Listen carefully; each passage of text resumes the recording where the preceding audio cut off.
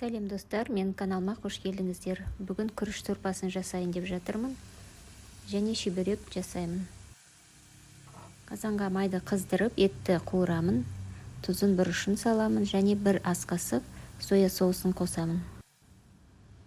Және пиязды да бірге қосып қуырып, кориандр қосамын, паприка қосамын. Және қолдан жасалған аджикадан бір шай қасық қосамын.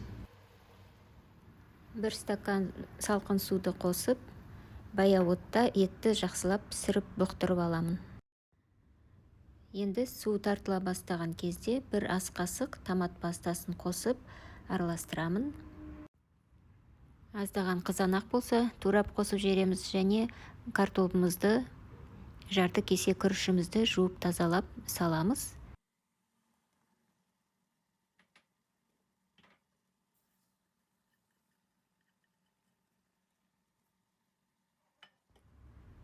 Шамамен 1,5-2 литрдай ыстық су құйып, жақсылап араластырамыз.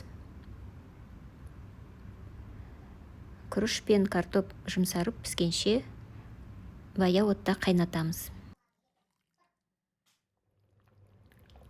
Міне осымен күріш қосылған жеңіл сорпамыз дайын болды.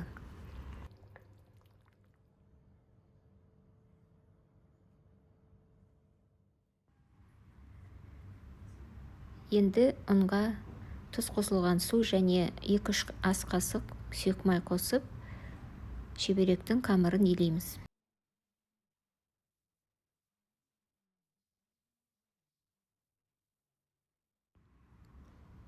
Қамырымыз жұмсақтау болғаны дұрыс.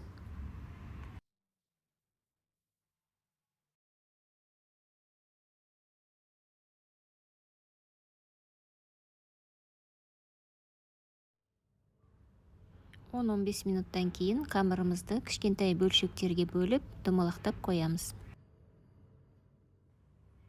Тартылған етімізге тұз, бұрыш, пияз қосып араластырамыз.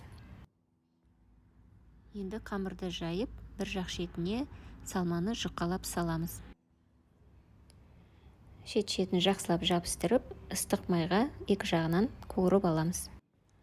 Егер видео ұнаса, лайк басып, комментарий жазыңыздар. Келесі видеода кездескенше.